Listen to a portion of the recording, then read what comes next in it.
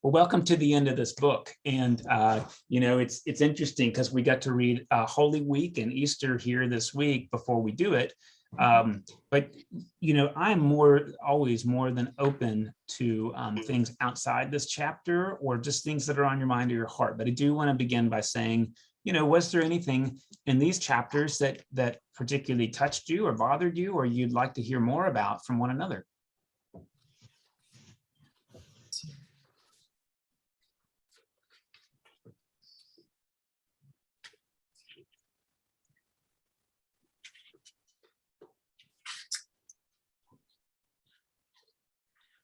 Especially.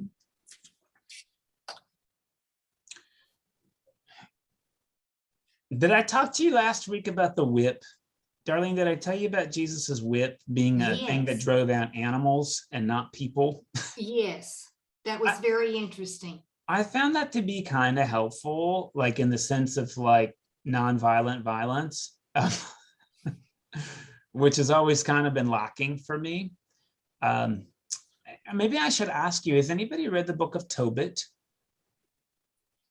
The book of Tobit is in the Apocrypha, but it's also in the Catholic Bible. The Apocrypha has made it in the Catholic Bible to like biblical level. In our Bibles, the Apocrypha is an appendix, so it's not considered like scripture, but it's read alongside scripture as a resource. And there's this book called Tobit that's about this lady who had an unclean spirit in her. And the night of her wedding, the unclean spirit would come out and kill the groom before the wedding could be consummated. And actually that happens 7 times. And then Tobit is guided by the Archangel Raphael. So if you're ever wondering where that figure came from, it comes from this book. Raphael catches a fish and burns the fish's gallbladder. And the smell is so bad that the unclean spirit leaves the lady, is bound up by the Archangel Raphael and sort of sent to Egypt. And Tobit consummates the marriage with this lady who essentially like could never be married. And there's a joyful ending. And so when you hear the story about, hey, there's this lady, the Sadducees asked Jesus, there's this lady who got married 7 times, whose husband will she be? It's probably referencing this book that many of us have never even read, because that's the story.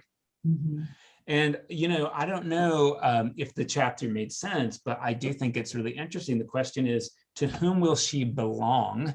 And Jesus says, hey, no one belongs to anybody. I grew up hearing that like, oh, hey, when you go to heaven, you get to be with your spouse. And I'm like, wow, that may not be great for everybody. And so, it's interesting that the Bible doesn't talk about that. Instead, the story is really about who owns whom. And, I hope it was helpful to hear, like, that's not just a vision about what happens later, but it's an invitation to how we live now. Now, I'm a non-traditional person. And, when people find out that my wife and I keep our monies separate from one another, they're like, how can you do that and be married? And the truth is, like, that's what we did before we got married. And so it's very convenient for us, actually. And yeah, of course, we talk about stuff that we want to do in common, but essentially, like, we've got an unofficial breakdown. And I've had people say, well, you need more trust in your marriage. And my answer is, you need more trust in me, because we're going to do it the way we do it. And we don't have to commingle things in order to have what you think is helpful or successful. And I hope that's a helpful story to share, that we do all do it different. Well, and that makes sense too for couples like Richard and I, who didn't married each other later in life, and we both had separate everything, and different families, and so that makes sense for us too. That works well for us. We have common shared expenses, and then at the end of the month being the numbers guy, he tallies them up, and we share the expenses, but we also keep our separate money separate. Yeah. Because neither of us owns the other one. That doesn't work for us. And what's great is it works for a lot of people, but I do actually hear the story as an invitation to say like, hey, like you get to figure out in your own relationship what this looks like. And sometimes we hear about people who practice it different, and instead of being skeptical and saying, well, who owns who and who's the spiritual head of the household? I mean, the truth is like, we're all called to be subjects to one another, not objects. I know that my wife was on a cruise with a bunch of people she didn't know, like a Clear Lake cruise. And she was talking about how she was going to go on this trip on her own. And this lady said, your husband lets you go on vacation by yourself. And I don't know if my wife spat out her drink or what, but I know she was like, I don't need my husband's permission to do anything. And look, I'm not saying that's how we ought to live. Like, again, we all get to decide how we do it, but I do think there's something really lovely to think about. Hey, instead of we have to ask one person's permission, like we get to make decisions together. We all use different language to do that, but I sort of think that's the ethic we're being invited to. Well, invites more conversation as far as, again, the example of keeping your finances separately, then you have to talk together more about it. It invites more communication about how to handle decisions. Yeah, and again, it's not about right and wrong, it's about what's right for you. Mm-hmm. Yeah.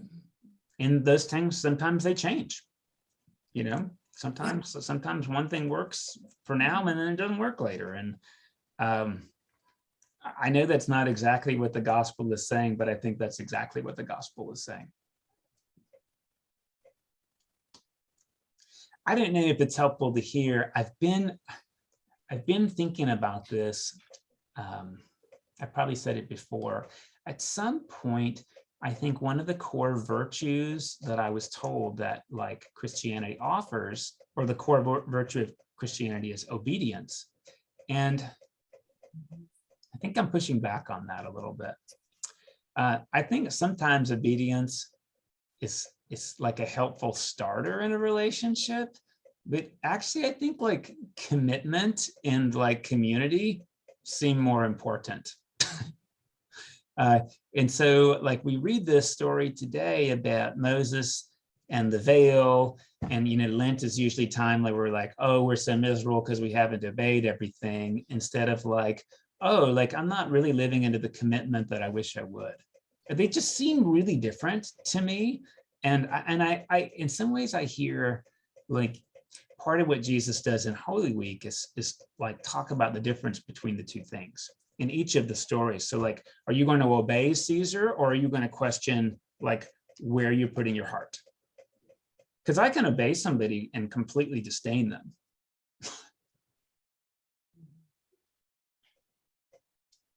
To me, there's a difference between it's obligatory, you have to do something, or it's voluntary. Yeah. And to me, that's much more respectful, a more respectful way of thinking about doing what someone else would like.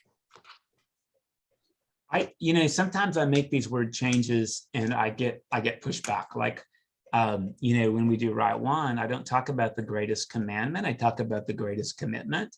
And that's really ruffled a couple folks' feathers, because they've said a commandment is much more important than a commitment. But in my estimation, it's the other way around. Like when we say like, here's the greatest commandment, then my question is, then why aren't you doing it? Because you're not. But when we say like, here's the commitment and we'd like to commit to it, it's an invitation to say like, I choose that this is important to me. But maybe that's just because I'm young. So I agree with that word substitution that you made, and I think it involves the community much more as individuals and others. So brings to mind the question is, so what room or latitude then does the church or the community have to make word substitutions in the liturgy? Okay, well, there's a couple of ways to answer that, right? And I will tell you, and I've talked about this with a friend of mine. I have a friend who's a retired clergy person, and anytime I don't follow a rubric, that person will tell me you didn't follow the rubric in the prayer book, and like we'll get very upset. And I'll say to that person, look, when we read the Bible, sometimes I disagree with it, and I do it openly. And you've never told me that, hey, you shouldn't do that. In fact, you've been energized by the fact that I say, like, I don't think God believes in genocide. And I didn't make an oath on the prayer book. I made an oath on the scriptures that they contain all things necessary for salvation. So let's just remember, right, that if I can disagree with the Bible, you better believe I can disagree with the prayer book, which is of secondary status to the Bible. How we do it, Adele, seems really important to me. And I'm going to take the unpopular position here on film to say that I'm not going to change the prayer book. It's not within my power. It's printed. I mean, the church publishing is not going to print the Mike Stone version. And it is our common prayer. But when I get up on Sunday morning, I mean, and I could be wrong, but I just sort of think like, I'm praying this prayer as a human being, not as a statue. And if I can't authentically pray a prayer, I'm just not sure that I should. So I'll tell you, for example, there's a prayer that many people really love called the prayer of humble access. And it goes something like, God, we're not worthy to gather the crumbs from your table because we're miserable, like whatever. And you're so sweet to give us like this food. And I won't pray that prayer where it's written, because once we're absolved, which we get, right, then we stand up and we're worthy to approach the table. So to pray the prayer of humble access and say we're not worthy is sort of like saying, well, God, you made us worthy, but we don't trust you. So I could only pray that prayer authentically, theologically, before the absolution, but can't do it afterward. So I just don't do it at all. One year I did put it up front at the very beginning of the service, because I could say that, but I would also tell you, like, that prayer is about my feelings, not about truth. I feel like I'm not worthy, but that isn't true, because the rest of the liturgy says Christ died as a perfect sacrifice for the whole world, like all of it, for people who like it and people who don't, for Pope Francis and for Vladimir Putin. I mean, that's what the prayer says, all of it. And sometimes we don't feel like we agree, but that isn't true. So what do we get to do, Adele? Well, I think like we have to pay homage to the liturgy that's come to us through reason and tradition, but we also have to pay homage to our reason and experience as well. And so when you see, I don't change, again, the printing of the prayer book, but I often will use gender inclusive words for God because that's my prayer. I happen to think that's pastoral and it invites people. Sometimes, well, you'll see it. It says kingdom of God, and I've told you already why in countless sermons why that's not life-giving for me, and I use the word kingdom instead. The prayer book says that it's printed. Drink this for the forgiveness of sins for many. I do change the word out loud to all, because that's my theology. So I think we do it carefully, and truth be told, and I could be wrong, but I think if you just want somebody to read the book, then why did we go to seminary? I thought the reason we went to seminary is so that we could be thoughtful and in conversation about it. Like, I don't mean sophisticated and I know better, but it's a conversation, which I try to have. Anytime I do a different reading, I try to tell you why I'm doing that. When I sing hymns, I only sing gender inclusive language for God. Probably nobody knows it for me, but I don't ever sing the word he, ever, unless I'm not thinking, unless I'm just going through like mindlessly, which sometimes I do, just to be honest. And then I'm usually like, why did I say that? I don't believe that. What would happen if everybody did it? Then we would, but I don't need everybody to do it. And in some ways, I'm grateful that other people, that's meaningful for them and they don't need to, because I think that's how you make a harmony. Some people find that cacophonous, but I find it harmonious. I really like it when you do that shift in language.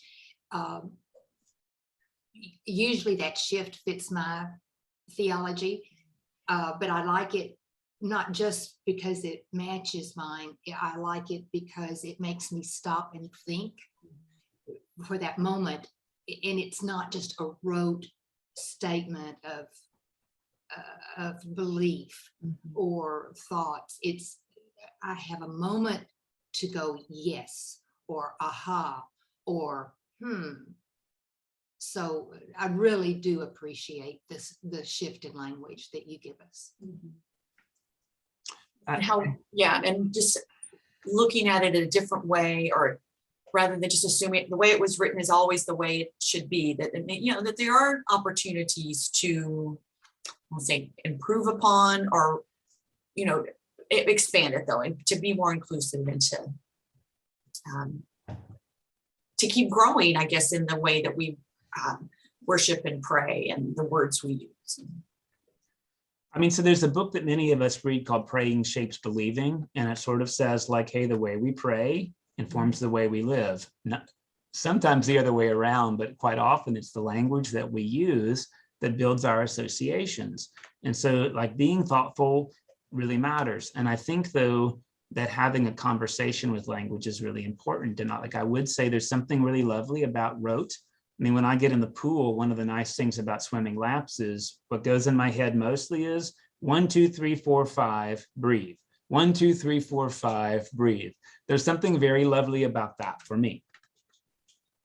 Most of the rest of my personality does not like doing the same thing over and over again, but I know that's just me. Some people really like having a service like a very worn, well-fitting glove.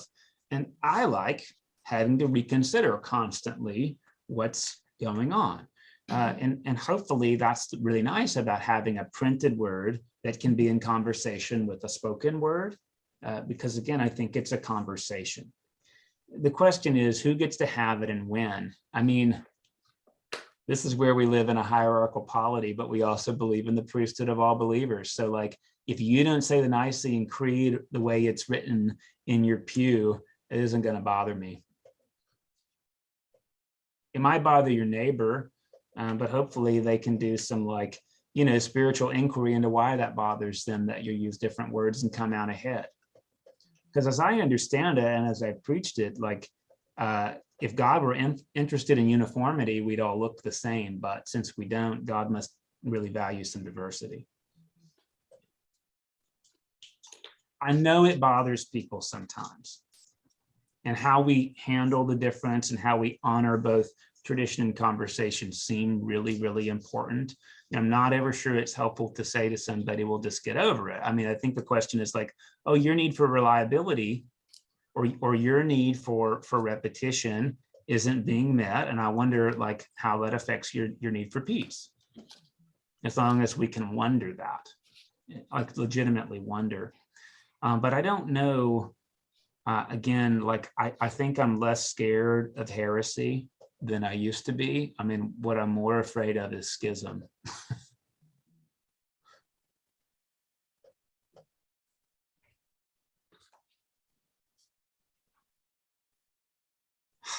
Yeah, and it's not all about me, right? Which is again why I don't want to change that printed word. I mean, I'll tell you, most of the time I wish we used a different creed than the Nicene Creed. I mostly do, because, you know, like there's very little commitment in that unless I really push myself to find commitment in it. That pushes me in my head, which I'm trying to live out of. Like I'm trying to be more embodied in my faith, and the creed pushes me to my head.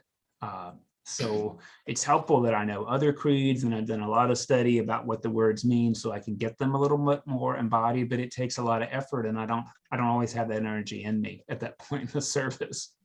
So I hope you hear that, like, honestly, as both, you know, permission and invitation. And there's people who that's the high point of the service for them, and I'm grateful for that.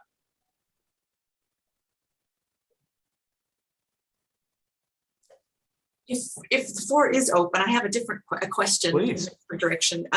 So with Lent coming, I was looking into fasting and abstinence in the Episcopal Church and the devotion of that. And so I was reading last night, and so I saw, of course, a lot of commonality with the Catholic Church and how it's practiced, but also differences. And so what the material I was reading talked more about in the Episcopal Church, that it's much more personal choice, I guess, or that there are a lot of options and encouragement for fasting at certain times and such, but it is much more personal, which is different from the Catholic Church. But would you talk about that a little bit, as far as what is either recommended or encouraged or offered, and again, why we fast and abstain, how that is to help us, in our journey? Yeah, and I'm going to mention this a little bit in the sermon today, but Okay. my real understanding, Adele, is that this is meant to be life-giving. I mean, really, like if you think about a tree that has dead limbs, they're sending a lot of energy to those dead limbs, and the dead limbs are not sending energy back, either to the tree or to the world, right? And so there comes a point in which trimming those limbs allows the tree to put energy that goes to life for itself, and like for seeds and for fruit.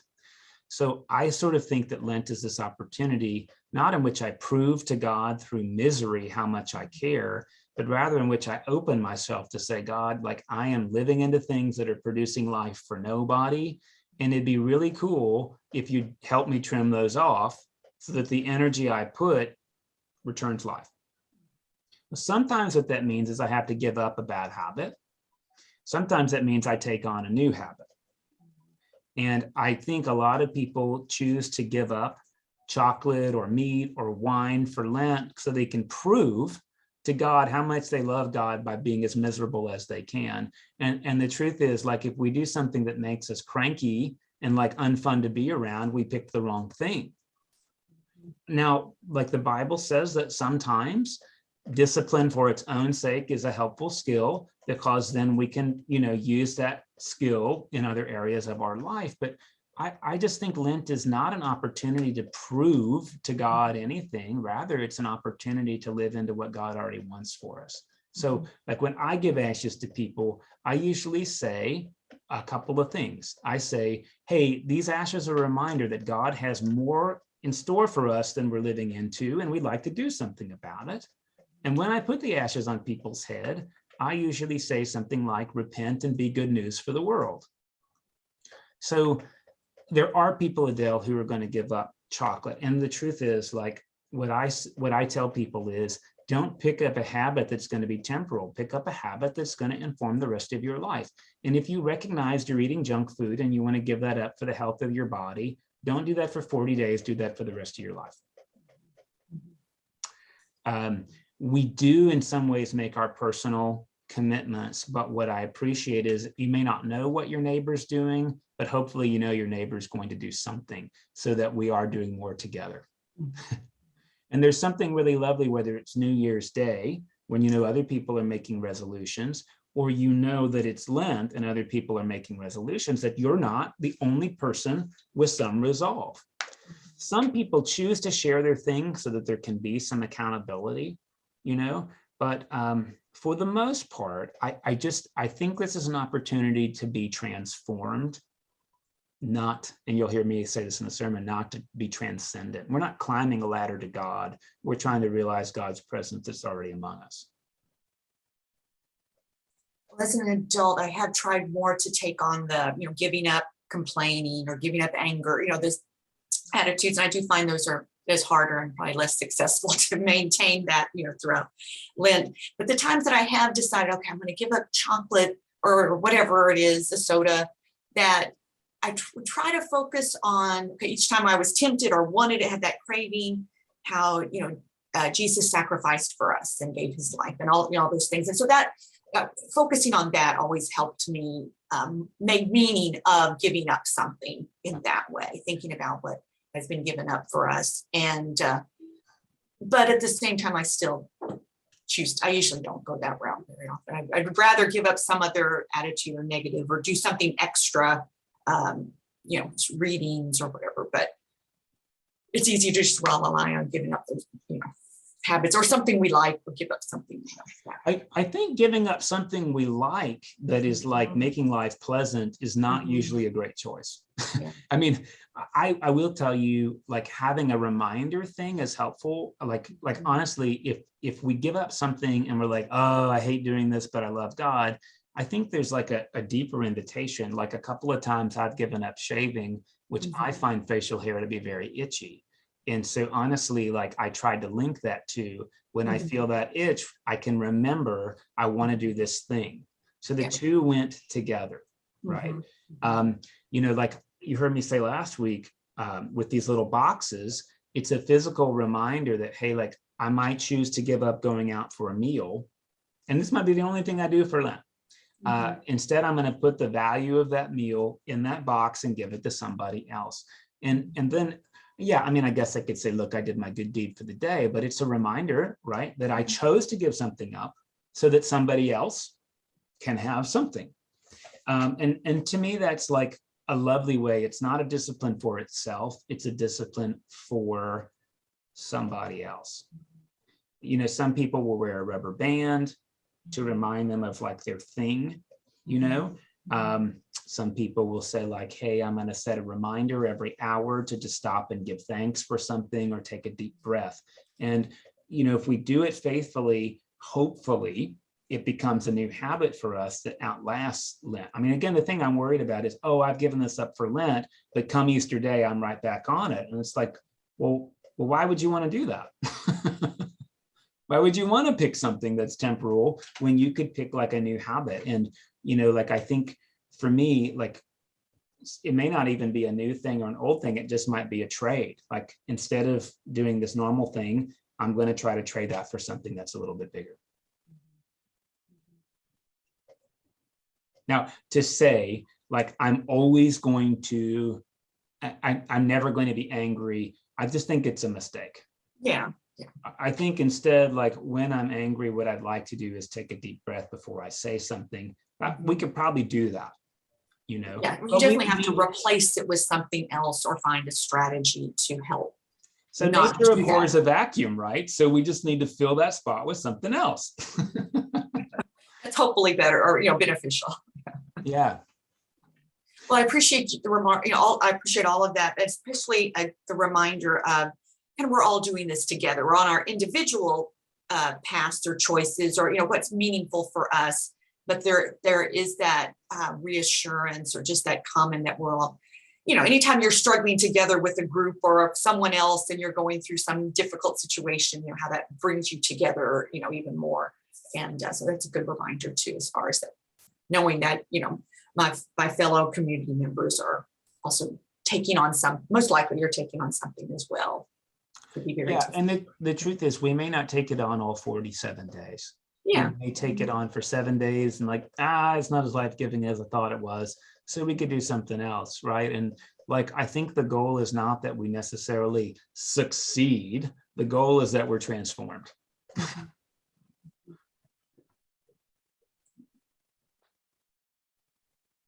Carolyn, can I put you on the spot? How do you approach Lent? Because you were a Methodist first, and now here you are. You found your way to like the good place. Like what's your journey like? I love that. Lent became much more meaningful after I became an Episcopalian. Much more meaningful. And that was due to marrying my husband. He was an Episcopalian, and I could either go to the Episcopal Church with him or go separately to the Methodist Church, and I chose to go with him. And it was an easy transition. It was. It was not difficult, and I had some extra advantages there. Bishop Wimberly being one of them, because he was our first rector, and that was just awesome. And at any rate, that aside, Lent has usually been a time for me not to give up food, because that's just impossible for me. I don't give up food easily. So I'm trying to think what I have given up in the past or what I've tried to change. More likely trying to change. I'm still working on that. Things that I have done not all my life, all my adult life that I never have really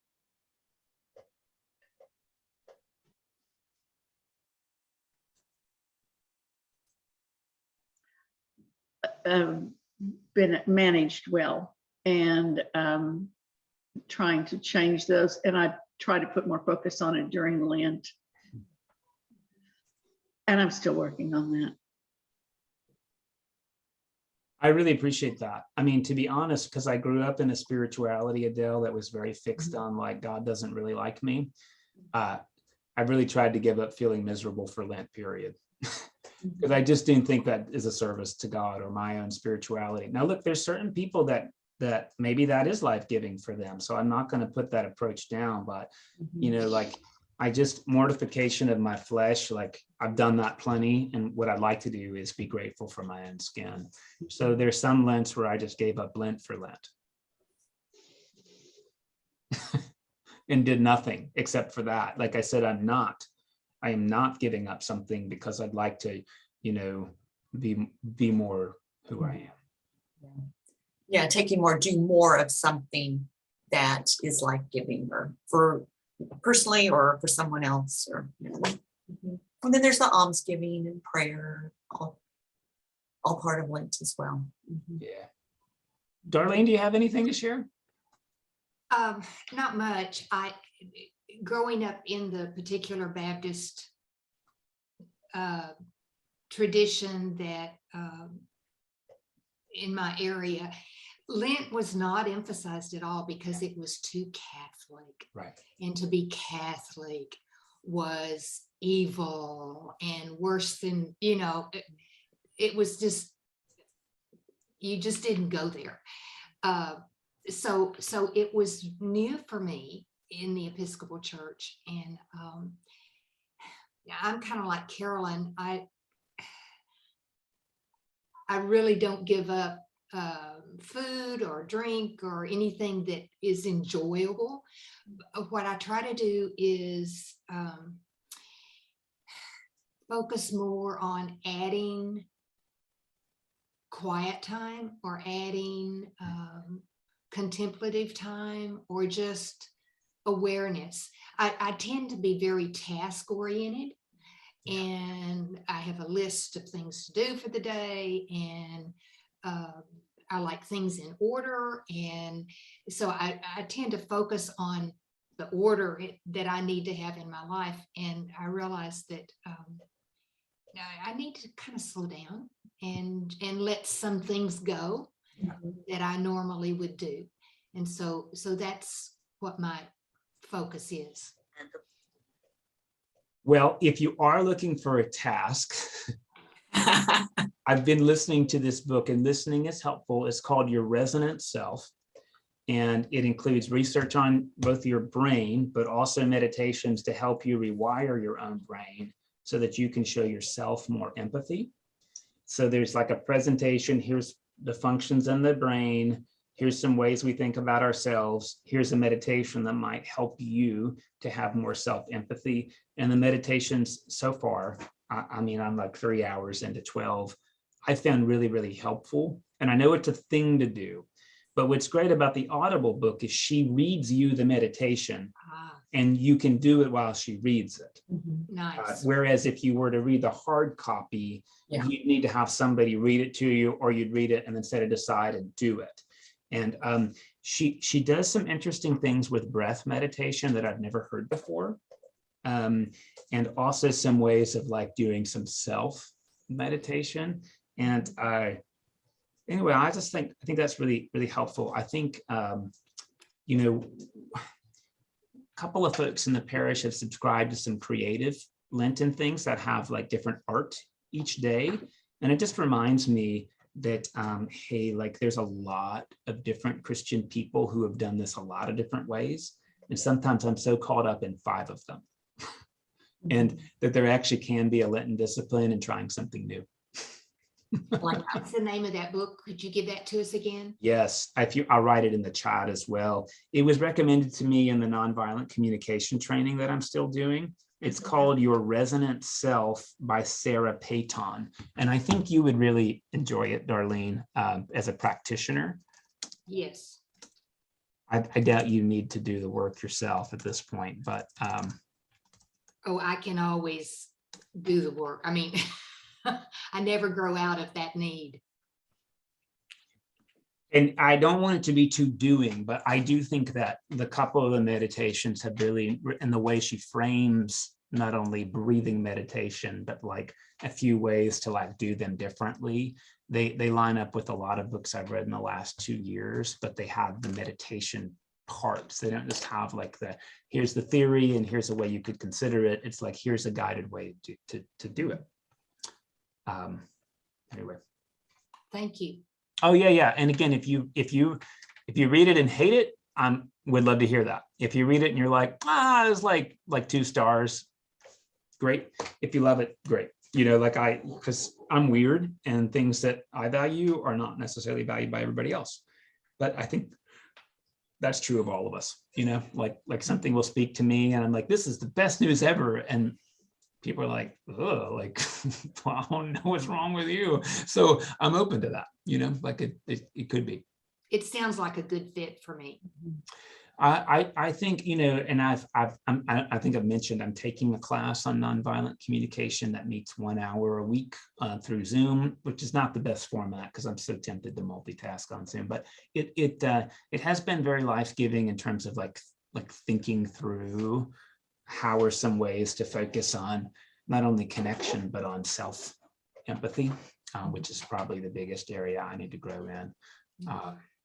And that's part of why like Lent is not always super healthy for me, because the traditional approach is like punishing yourself, which is like, I'm really good at that already, like, so again, like a Lenten discipline, like a holy discipline could be, I'm going to really enjoy myself. Like I'm going to have a drink every night, and to say that that's irreverent, I think is not fair. Like we do get to all do it different. Mm-hmm. Mm-hmm. One of these days I do, to be honest, this is not my year to do it for a couple of reasons, but like our Muslim brothers and sisters, when they do their equivalent of Lent, which is called Ramadan, they don't eat or drink during daylight hours, period. Oh. But they don't fast for the whole lunar month. Right. They eat before the sun comes up and they eat after it goes down, and it's very festive. Mm-hmm. But then having filled themselves up, they fast all of daylight. And maybe you know this, that Muslims use a lunar calendar, so Ramadan could be any time during the year. Mm-hmm. And it's probably easiest when it's in December because the days are shorter.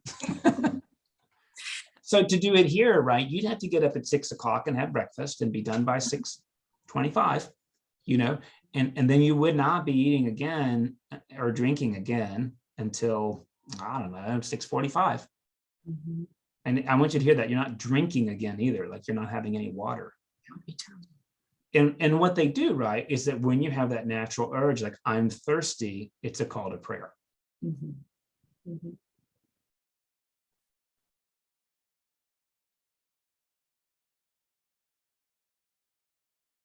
I don't know if you liked the second to last chapter of the book where the ladies witness the resurrection and they come back and the disciples say, oh, that's an idle tale, and I tried to do the word play between idle, IDLE, and IDOL, right? And how we conflagurate those terms. Would you talk about that a little bit more?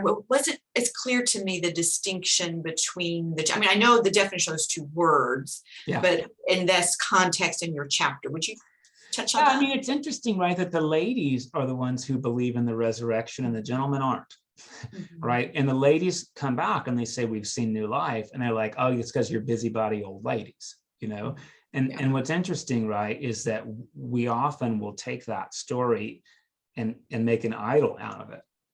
There cannot be new life there when you worship that. Or strangely enough, will even worship this like idea that men are somehow more spiritually inclined than women, even though the whole story undoes that, because the men are the ones who don't get it. So I think it always asks us a question, right? Like, like what idle tales have we made idols out of? And like what do we choose to worship?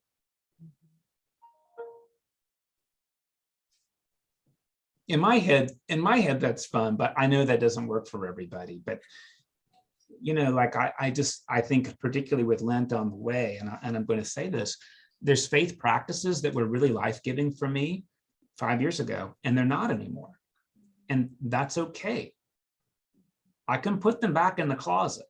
They may work again in 5 years. I don't know, but they're not working now. And here's the good news. You can put them back in the closet because there's other ones in there. Like we don't try out for faith, we try it on. And if it doesn't fit, maybe we'll grow into it, or maybe it's too small for us, and maybe it'll fit later.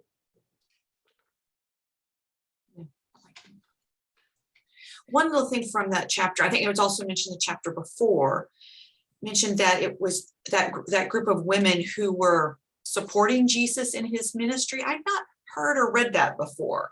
Can you It's only in Luke. explain that a little more? Yeah, it's only in Luke that women support Jesus out of their means, which is real weird because in general, women couldn't own property. But if you're ever wondering how the guy was an itinerant teacher without working every day, it's because ladies gave. Okay. That's only in Luke. Okay. Okay. I missed that when I read through the scripture part, and then I saw it in the discussion. Well, it shows up earlier in the scripture. It talks about some of the wealthy women who gave out of their means, which is how Jesus was able to eat without being a day laborer. Yeah, we do often miss that. We had this icon exhibition about 3.5 years ago, and they were mostly contemporary abstract icons inspired by traditional Russian ones. And one of the ones that was made was a 4x8 box, 4 foot by 8 foot. So it was huge. And we actually dangled it from the ceiling so that it had enough room to hold. And it was a pair of eyes, which in the icon world, the eyes are a window to the soul. And then it was covered with little tiny coins like kopecks in Russia, or like mites, like fraction of a penny coins.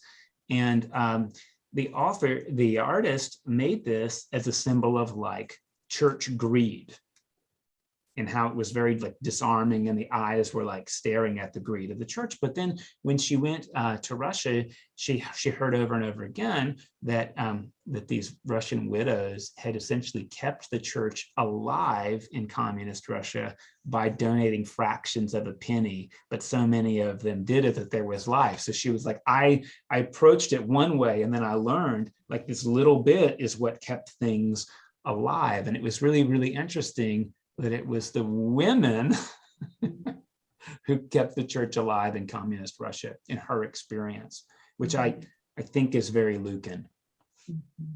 And as a way of saying like, hey, look, this is a challenge. It's not saying women are better than men. It's a reminder that men aren't better than women.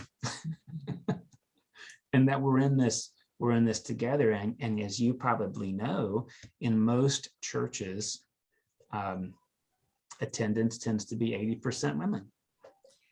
And they're the ones that teach the children, pass it on to the children often, and lots of other things like that. Yeah. But it, as my mom would always talk about how, in the marriage with a man and a woman, and how they bring different attributes to that, and for, and raising the children, that that they bring different things that the other may not always be able to do, again, in, traditional gender roles. Yeah. And that, a family can, there's ways families can benefit by having those different attributes. And of course it doesn't have to always be a man and a woman, but to have different gifts come together from two parents, And that's, I think, is the freedom that we need, right? Is to say that complementarity is the goal, Yes. not that one must have this and one must have that. Right. I can tell you, Right. I'm cisgender. Like I have never thought, like I don't have a male body, but actually, like I'm very non-binary culturally because I do most of the childcare and the cooking and the cleaning. And my wife is not interested in any of those things. So she's also non-binary culturally, even though, right, she very much has a female body. Now, she did tell me early on in her life, she was like, of course I wish to be a man, but not because I don't like my body. I wanted to have power. And I knew that's what it took. So it's really interesting to hear that conversation, right? And I can tell you, I encountered another idle tale, both kinds, this past week, which is like, hey, when a man wants to teach elementary school, probably a pedophile. Idle tale. But you know that many parents have that instinctual reaction for lots of reasons. But like being able to like have a conversation with that idle tale seems really important. Because I sure think boys and girls both benefit from having both folk in front of them. And of course, I'm grateful for things like safeguarding and background checks, which, by the way, don't do much. I mean, if you're rotten, you're rotten. But I mean, but truthfully, like we need lots of different folks up in front of our kids so that they understand lots of different folks can be leaders and are gifted. It's an idle tale to say women are better at raising children than men. Some women are great at it, and some men are too. And when we say like this is women's work, we first of all we push women into things they may not want to do, and then we lose the gifts of men who God might be calling to do that. I think that's true whether it's a Sunday school teacher or a classroom teacher, or frankly a female priest or a gay priest, or somebody who's not sure what pronouns they want to use. Those are like idle tales.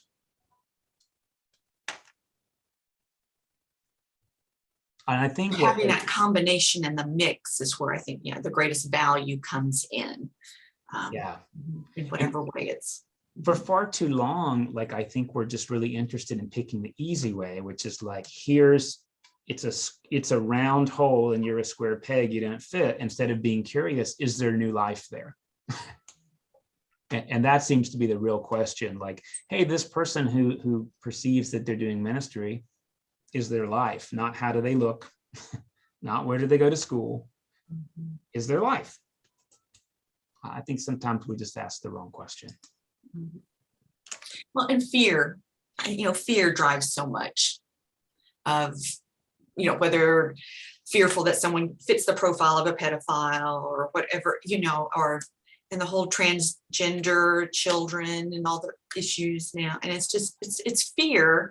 And how do you help people get over that fear? And it's, obviously if it was so simple, it would be resolved. But yeah. I do want to just throw out, Luke's gospel is the only one where Jesus asks for the people crucifying him to be forgiven. This is the only one. Such an interesting phrase. They don't know what they're doing. I wish I could have that idea when people cut me off on the road. God, they don't know what they're doing. It just, again, it seems like such a holy way to live. Like they think they're doing a good thing and they don't realize the hurt that they're causing.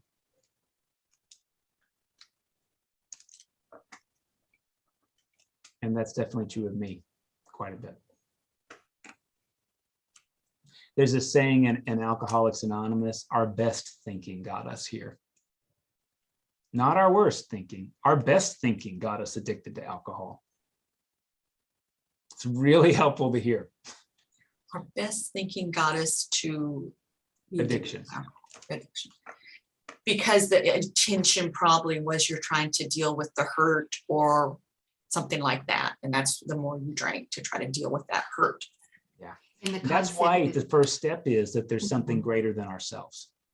That could be God, that could be, Ganesha, that could be a community, that could be love, right? But there's something greater than my best thinking.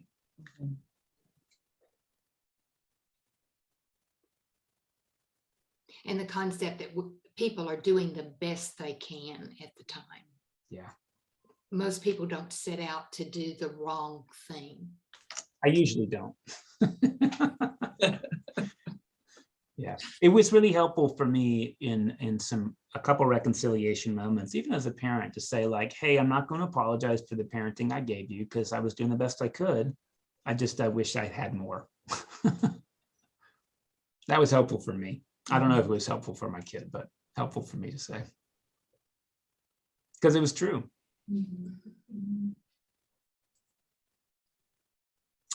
Well, I want to honor your time. Next week, we're going to talk about planning your own funeral. And that may not appeal to you, but let me tell you, it is quite a gift you can give yourself and your community. So if you haven't done it, I'm going to encourage you to do it, whether you do it with me or on your own. And we'll do that a little bit next week corporately. But thank you for joining us. Thanks for reading the book. Hope it was life-giving for you. It's certainly been life-giving for me to read my thoughts from 3 years ago and talk about them.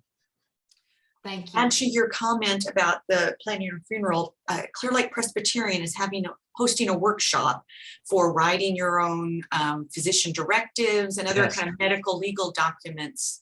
I think it's March 12th. It's on a Saturday. Joe and I signed up for it. It's very helpful. We did that here 6 years ago. And I okay. usually, during this time, I remind people, this is what you do. Okay. Yeah.